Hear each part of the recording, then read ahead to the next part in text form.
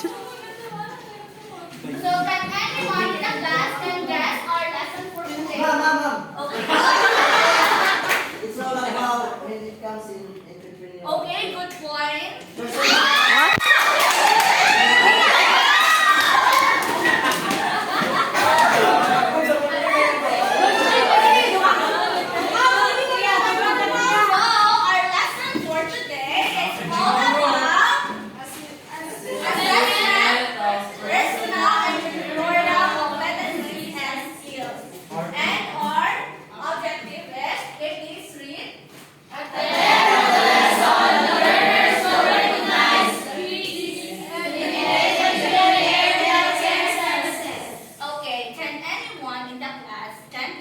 What is entrepreneur?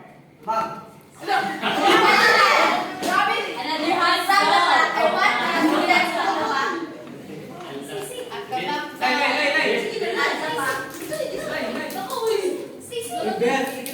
the back. Sisi. Can you give your opinion? What is entrepreneur? I think entrepreneur is all about businesses. Okay, very good.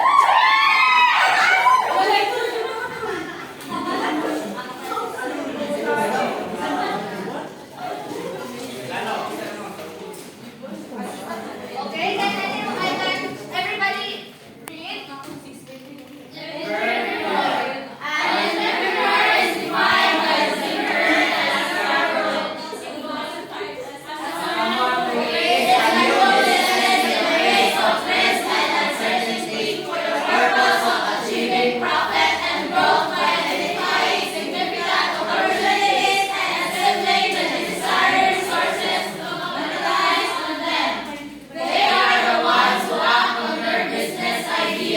Okay, thank you. So entrepreneur is the one who act on their businesses. So sila mo'y nag-create og mga innovative ideas para maka-create og ideas. Kasabot? Yes, ma'am. People at the back, kasabot? Kadungog ra ba to? Yes. Okay, very good. So, kano kaha nga sa kuan sa beauty care services need man nato i-tackle ang about sa mga entrepreneurs? Okay, ma'am. It is really important for entrepreneur about beauty care is because it attracts customer and who you need to be that services about beauty care. Okay, thank you. Very good. So, in sa kuan sa beauty care, dili lang about sa unsaon pag-makeup, unsaon pag-nail extension, pag-eyelash extension nato ang hisgutan dili. But also, ato hisgutan pod ang mga characteristics, mga traits about entrepreneurs because opportunity na ninyo na mag-create of new ideas based sa ato ang mga lesson na gina-discuss. So, please read. Personal entrepreneurial competencies. Make studies about identifying entrepreneurial personality. While there is no specific set of traits that guarantee success, certain behaviors have been identified as commonly found among successful entrepreneurs. Notably, researchers behavioral patterns that can be grouped into three clusters: achievement, belonging, and power.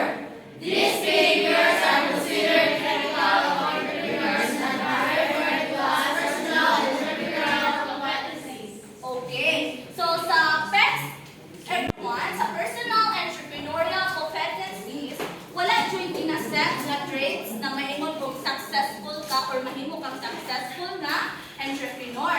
Kaya pwede manggod ang mahitabuan na ang sila mga kung mag-set of traits, pwede manggod ka na traits.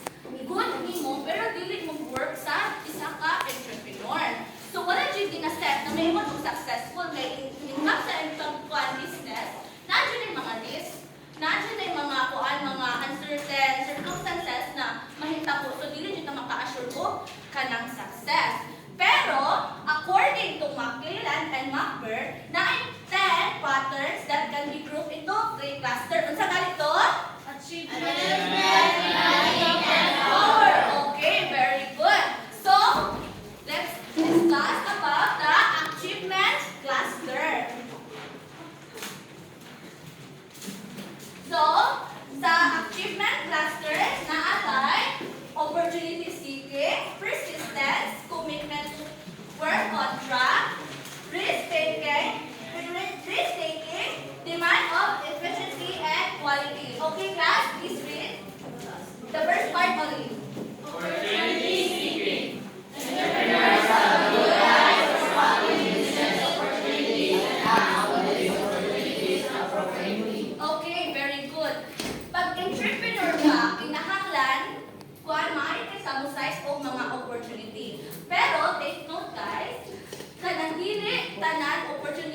ginagrab. No? There are lot of opportunities sa atong palibot, pero dili tanan ginagrab. Make sure that you are a smart entrepreneur. Kinahanglan ang imong ginagrab nga opportunity good sa imong business, maka-benefit o kanang maka-up sa imong ang business pa. So kay you know, pag sa business, dili lang sa mga plans ang imong ginamanya na kay i-involve na money. So next, Persistence. entrepreneurs that easily give up in the face of obstacles. They will take repeated different actions to overcome the hurdles of business. This includes making a personal sacrifice or extraordinary effort to complete the job. Okay. So, ang entrepreneur dapat persistent siya. Bisan o ikapila pa siya nahagba sa iyang mga plano gan kinahanglan go ng gihapon siya sa iyaang plan. Dili siya easily nga mo give up kung kuan matatagan ng loob. Okay, next. Commitment to work on track. Entrepreneur will do their best to satisfy customers and deliver what is promised.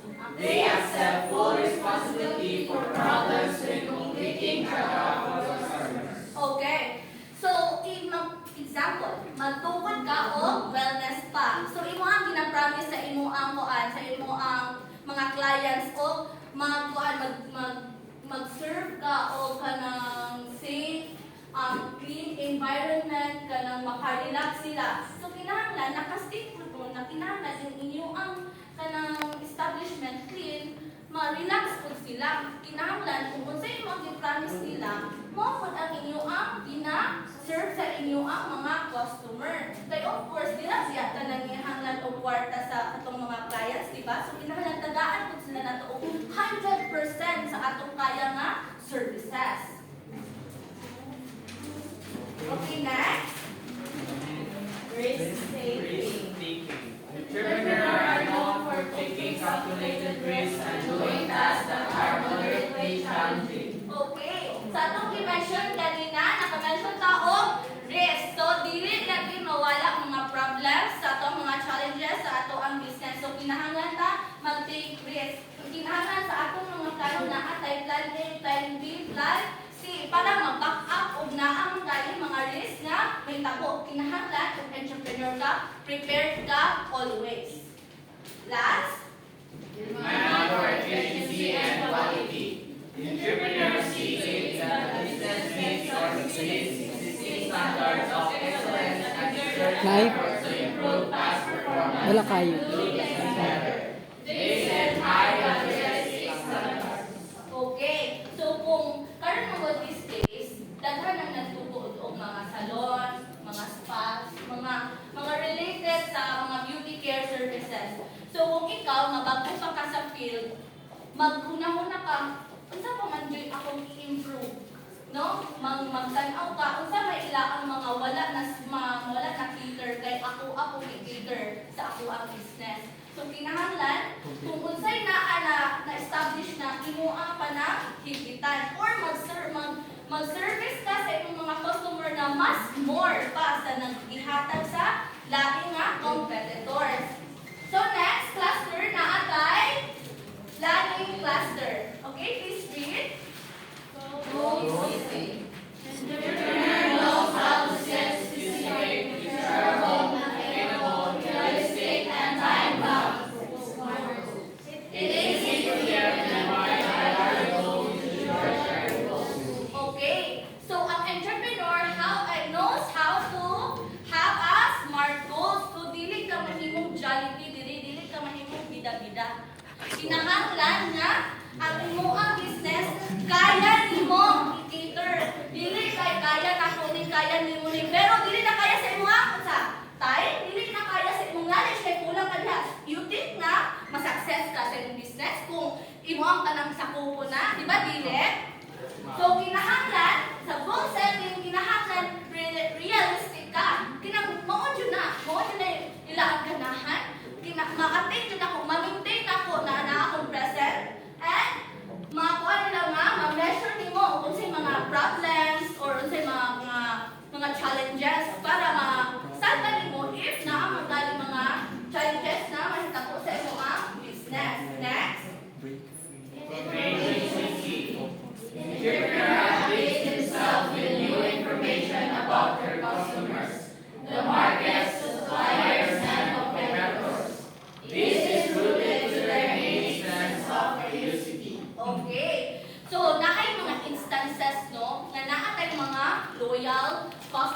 sa ato ang mga establishment. Pero one day, natingala ka nga ng imong loyal customer, wala na may balik-balik sa imo ang spa. So, imo ang information seeking ka as an entrepreneur. Basin o nakailaking gusto or naapay gipangita nga services ng imo ang mga clients nga wala sa imo ang establishment. Mga extra service, di ba? Kasing good way na extra service. Okay, mga mura ang mga information na gusto pa, mga latest na gusto sa inyong mga customer. Kung sa'y bangko sa market, kung sa'y gina-offer na bangko sa suppliers, o kung sa'y bangko nga ginahatag nga services sa competitors. So dapat kung entrepreneur ka, abtik ka, dili ka mag-ya-ya-ya-ya. Kay huna-hunaa that you are risking your time. Very good. Money. Very good. Effort. Okay. So, dili ka kinahanglan nga langya ka kung naakay business. Plus, Systematic planning and monitoring. Entrepreneurs develop and use practical step-by-step plans to reach their goals. They monitor progress towards goals and offer strategy when necessary. okay. So, kung mahimo kang entrepreneur, di ba magkaon business plan? Dili biya possible na magtukod ka, madatog gihapdayon ka. Dili biya possible na inigtukod nimo mukusog imong spa. So dapat na kay systematic planning. First, magtukod ka sa imong establishment asa may kusog. Second, pwede nimo magkuha ka, magkumpra ka sa imong mga kinahanglan nga mga materials and equipment.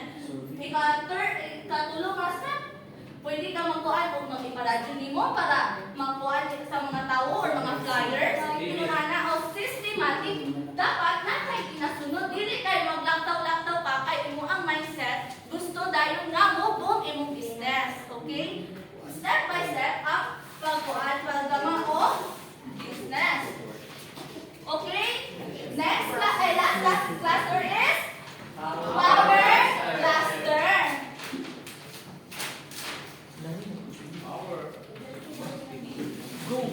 Okay? Okay, this is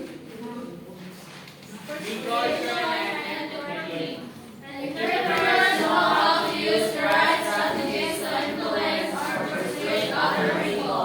They have naturally established a network of people who they can turn to in order to achieve their objectives. Okay?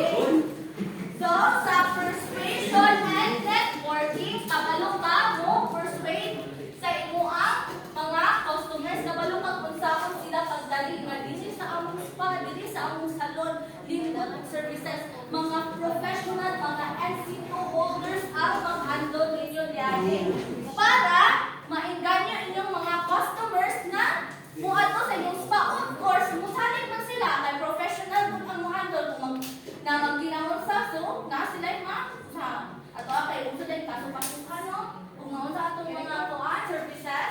So kinahanglan ka pulo ka unsaon pa persuade sa imuang mga customer. So last na kay